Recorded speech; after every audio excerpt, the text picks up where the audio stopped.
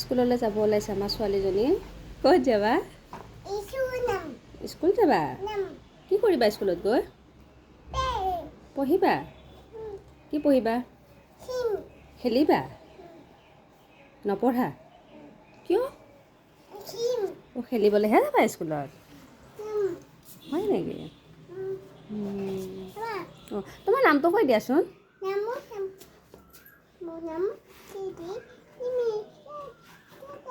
হয় নেকি? কি ভৰাইছা? অহ' ঢেৰ বস্তু ভৰাইছা দেখোন। কোনটো?